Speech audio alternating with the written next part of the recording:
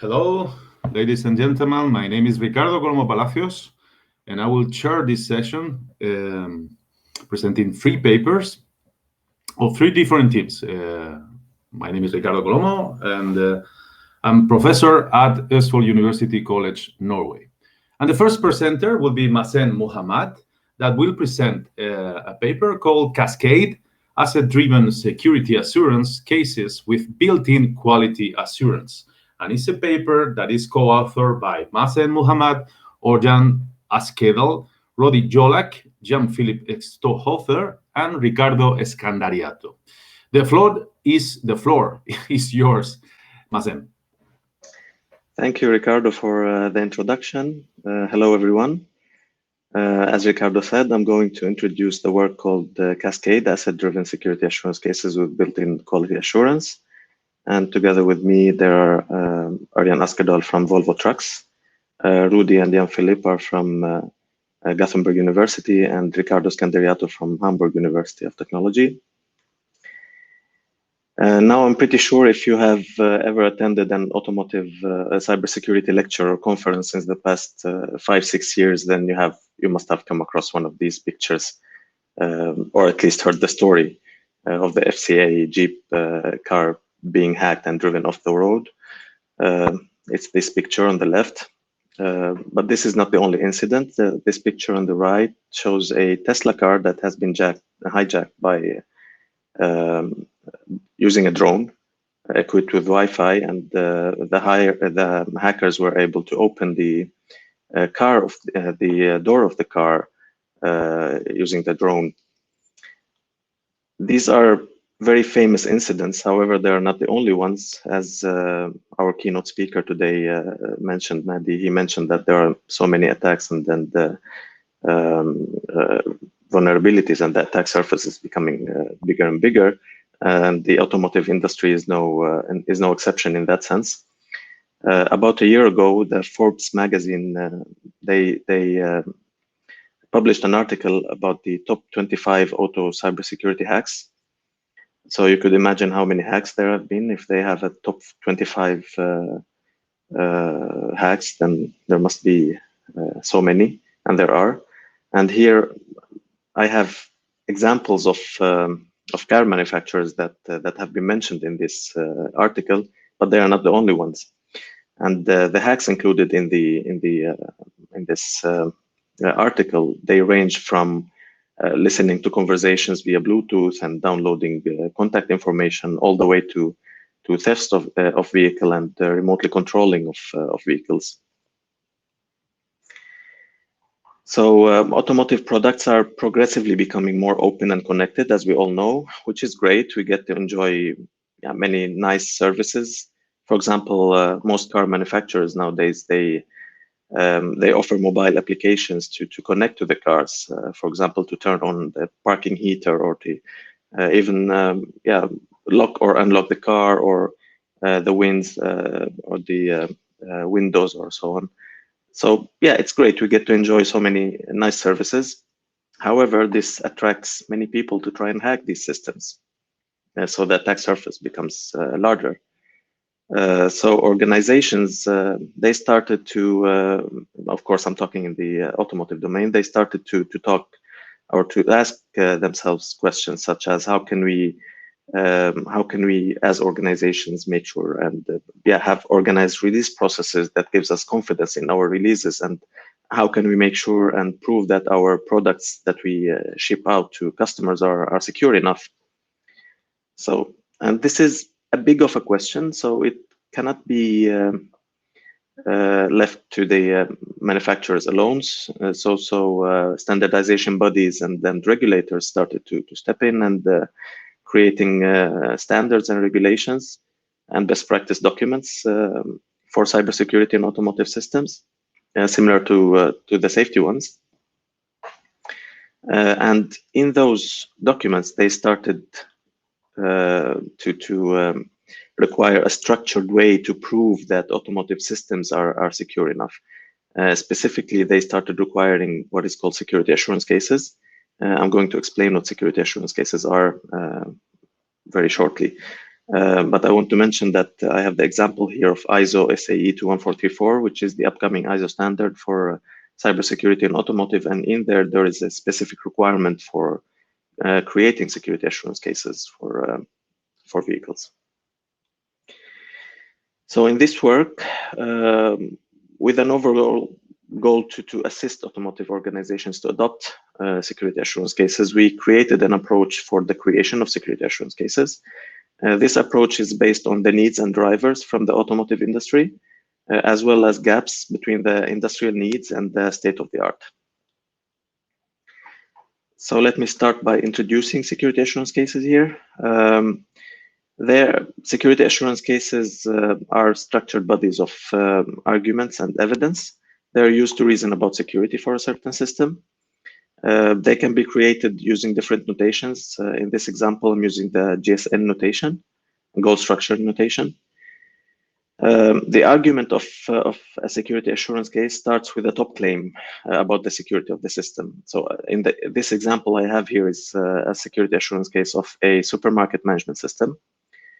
And the top claim is that the supermarket management system is acceptably secure. Of course, this claim is very high level, and it would be very hard to justify it with evidence. You could assign evidence to that, of course, but it would be very hard to gain confidence in these evidence. Are these evidence enough to actually justify this very high level claim? So what we do is that we divide this claim into subclaims by using strategies. For example, here in this example, a strategy is to decompose the top claim based on the information assets available in the system, and then we can decompose the claims and create the argument. Now, to support or to set a scope for our claims, we have the context and assumption nodes, which you can see here. So the context node sets a scope. In our example here, we have so we claim that the supermarket management system is acceptably secure, but what does acceptably secure mean to the standards of the supermarket? That is captured using this context node and is provided here. And of course, while we create our argument, we can make assumptions, and these assumptions must be documented, and this is done by using the assumption nodes.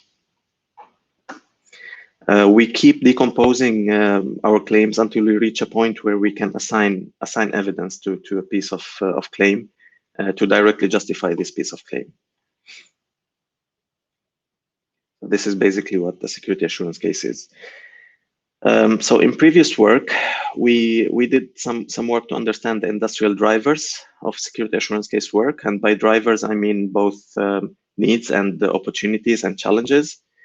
We did this using a three-step qualitative study where we did a workshop to extract user scenarios, and we sent out a survey to prioritize these user scenarios, and then we conducted interviews to get more insights and to derive the internal needs.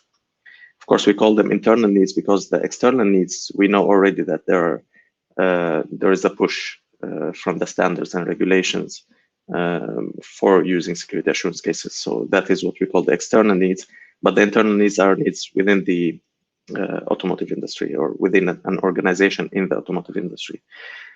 So we extracted, these are the top user scenarios that we extracted. Of course, proving conformance with security standard is number one. There is no surprise there. But then we have other usages. For instance, a product owner can use it to assess the security quality of a product. Another usage is to use it in court in case a lawsuit is filed against the company for security-related issues.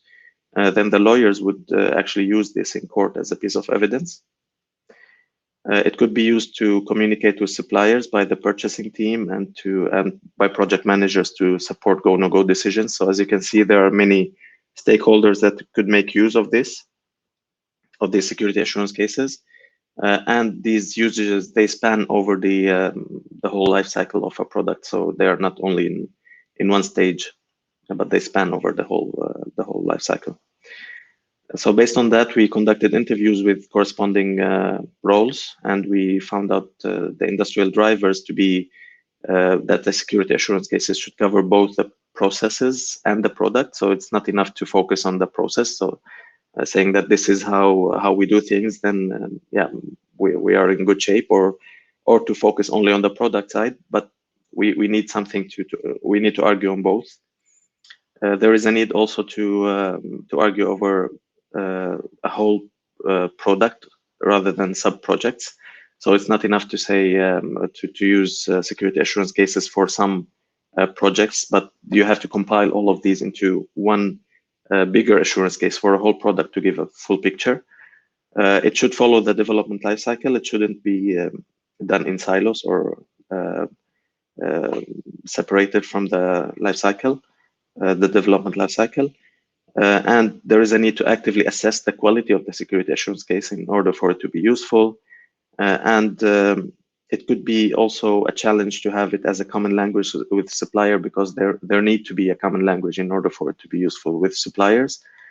And also the challenging nature of working with security assurance cases should be taken into consideration while adopting this. Also in a previous work, we did a systematic literature review to find out what the state of the art is.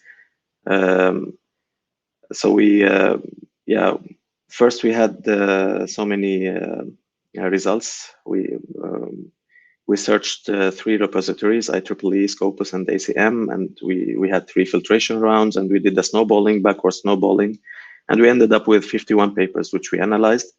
We made a lot of course, we made a lot of observations, and we saw a lot of results in this systematic literature review. However, these are the ones that are related to this work. We observed that there is a wide variety of approaches for security assurance cases. However, most of these approaches, or if not all of them, they focus on one aspect. They focus either on the process or the product. We haven't seen approaches that incorporate both. We also observed a lack of quality assurance when it comes to the outcome of these approaches. And we also saw an imbalance in coverage. There are many approaches that talk about the creation of the argumentation, for instance, but not how to maintain these cases in the future, or how to have traceability, and so on and so forth. And on top of that, there are very few studies in the automotive industry. So this takes us to this work. For all of these reasons, we decided to design our own approach, which we call Cascade. So we made some design decisions there. First of all, we decided to make the assets the drivers of the arguments in our approach, and this is to allow creating security assurance cases based on what is valuable in the system. Of course, this makes sense from a security perspective. It's so this is taken from a safety domain, and in safety they don't look directly at assets. Maybe that if we're looking at functional safety, we would look at the very beginning at user functionalities, for instance. But since we're looking into security assurance cases, we decided to have assets as the driver of the arguments. We also decided to embed quality assurance within the approach to make sure that the outcome satisfies the quality desired by the adopting entity. We structured the approach in different layers and blocks, and this is to allow different people to work on the security assurance case during different development phases. And we decided to enable reusability and scalability, and this is mainly to prevent overhead of repetition of work. And the last decision we made is to align Cascade with the requirements and work products of the upcoming ISO standard 21434 for cybersecurity in automotive. So the structure of Cascade is inspired by the structure of the ISO standard. Of course, as I explained when I presented the SLR, we found many approaches for security assurance cases. Here you can see some related ones. We found some asset-based approaches, for instance, the work by Shu and other, and the work by Luberich and other. There are some approaches that take a standard and create an assurance case based on it, which we call a standard-based approach, like the work of Finnegan and Ankarum. And we found at least one study in automotive by Chia in 2018. However, in Cascade, we have an approach that is both asset-based and standard-based. So it's the structure of the whole approach is based on the standard, and the driver of the argumentation is the assets. And we do this in automotive industry. And on top of that, we have embedded quality assurance. Here is how the structure of Cascade looks like. As you can see, it consists of blocks and levels. The white boxes here, they contain security assurance case elements, and the colored ones are used for quality assurance, where the blue blocks contain elements contributing to assuring the correctness of the arguments, while the orange one here contains elements to ensure the confidence in the provided evidence. We illustrated the approach using the headlamp example, which is available in the ISO standard 21434. I know that it's available at least until the DIS version. I don't know about the FDIS version. I haven't looked at that version yet. But I don't know if it's available there or not, but in the DIS version, it's Appendix G, it's called. So I'm going to use that example to explain each and every one of these blocks. In the beginning, we have the top claim block. This block drives the granularity of the security assurance case. It consists of a top security claim of the artifact in question. It also includes the context and claims and the context of the claim and the assumption that are made to set the scope of the claim. In this example, our top claim is that the headlamp item is secure, as you can see here. And the context node refers to the external document, which is the item boundary of the headlamp item, as identified in the ISO standard. And we make an assumption that the item itself is physically secure, so we only look at the software part of it.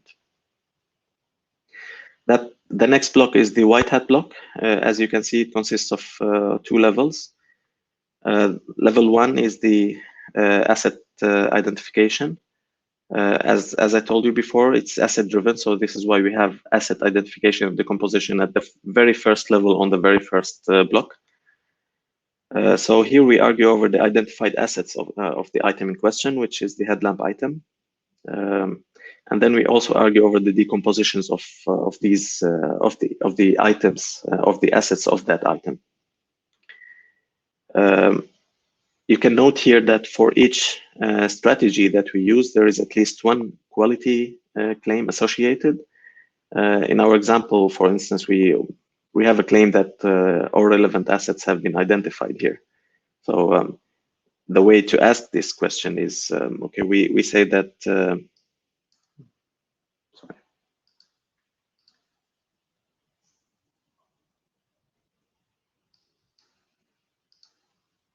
Okay, for some reason, something is stuck here. Sorry about that. Try moving it to, let's say, whatever, down. Yeah.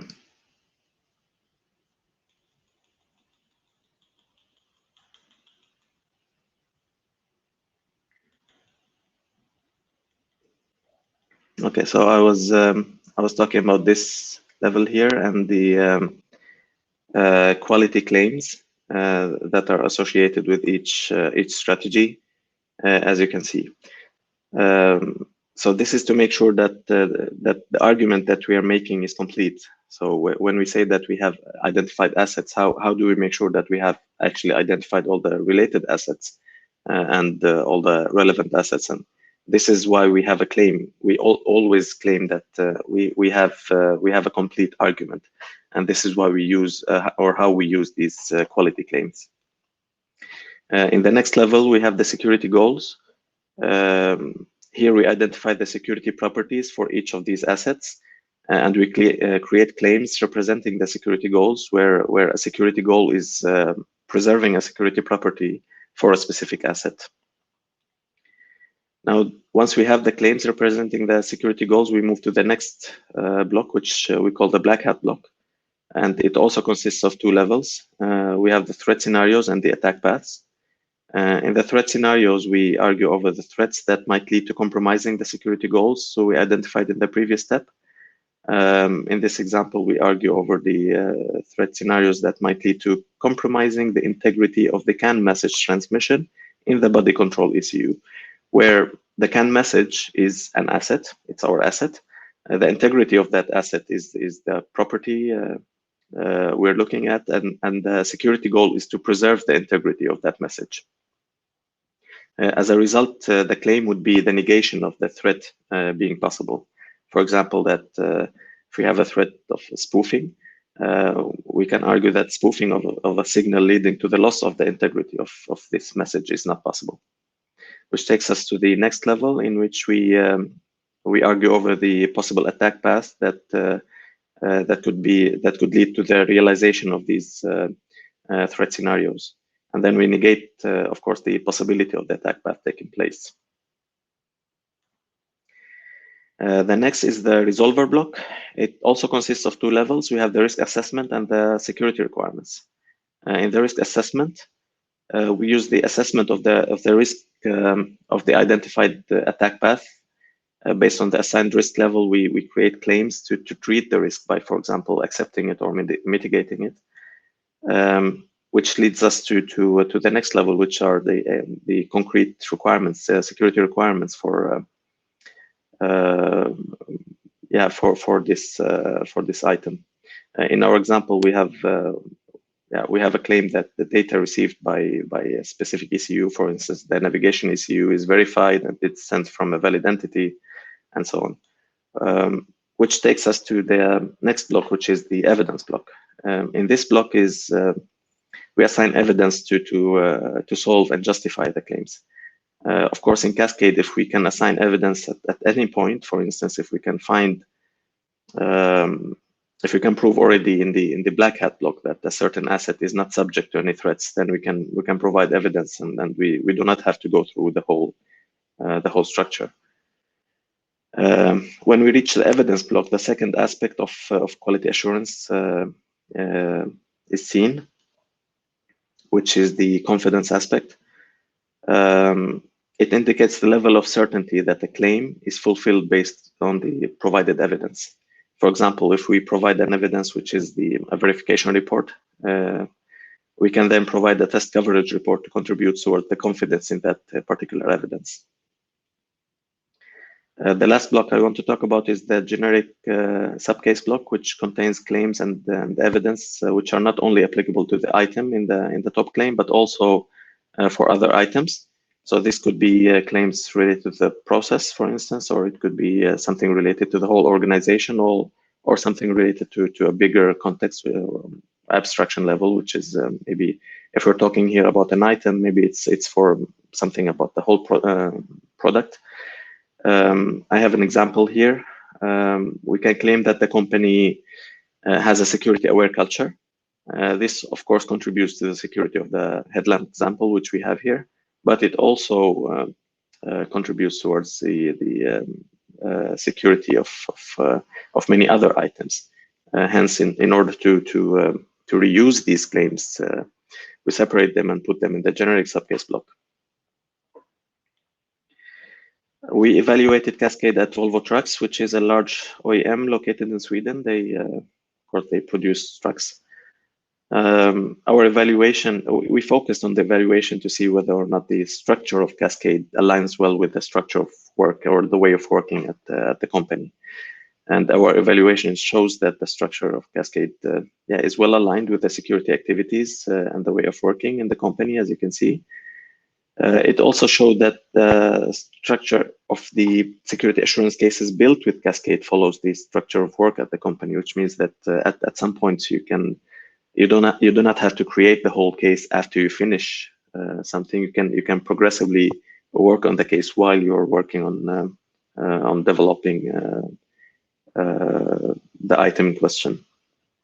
Of course, the evaluation also resulted in identifying some enhancement and yeah, basically this is what we base our future work on. So in the future, we plan, of course, to further evaluate Cascade. So the evaluation here was using the headlamp example from the ISO standard, but we're looking into more examples, more real life scenarios and examples to evaluate Cascade fully, and to create mechanisms for instance, reusing some parts of the argumentation.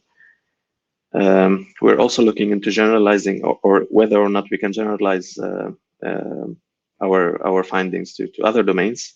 We have some collaboration with a company from the medical domain, and we are going to apply Cascade there on a case to see whether or not it fulfills their needs or not. We're also looking into enhancing the approach by including, by looking into traceability and maintainability aspects. It's very important to maintain the case after it's being created, because changes are always made to products and you want to create to reflect these changes in the assurance case. Otherwise, it will be created once to maybe prove conformance with some standard, and then it would be put away, which is which would be a pity, because we saw that there are many people that could use this assurance case even after the product is developed, for instance, the lawyers. And we're also looking into studying the organizational aspect of working with security assurance cases. Thank you for listening. That's it for me, and I'm looking forward to your questions. Thank you very much, Masen, for your nice presentation. We are still on time, and we have 4 minutes left. And well, I have plenty of questions, but maybe I will select a couple. The first is, you mentioned that you need somehow like an artifact to assess both the process and the product, right?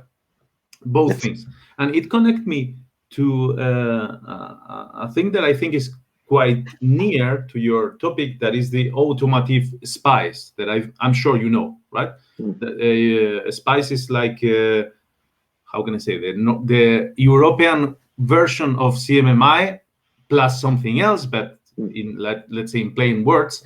And there is a specification of this standard that I think is 15504 in the automotive sector. And I opened the standard, by the way, and looked for security, and there were only 2 mentions on security. To what extent do you think that you can use some aspects of this framework, or EFOR, this is not a framework in your approach to assess specifically the process? Because most of the examples you've shown are on the product and not on the process. Yes. So what we have done on Cascade is that we have looked at the ISO standard 2144. However, there are other researchers that look into different standards, for instance, common criteria and so on, and that is very process oriented when looking at these kinds of standards. However, in the ISO standard, there are many clauses that are pretty much generic, which go into the process part, but there are also some things that go all the way to the development. So if you look at the ISO standard, I think it's clause 9 and onwards are about the development of the product, which will give us both things. But what we want here from this is how it was inspired, right? By having these both the processes and the requirements for the process and the requirements specifically for the product. However, in Cascade, we have separated both into the generic subclaim or subcase, where we put claims about the process instead, and then we have the item specific arguments on the other side. The reason is that usually the process-related arguments could be used for many items. Then if you have to create these for each and every item, it would be an overhead. Vincent, but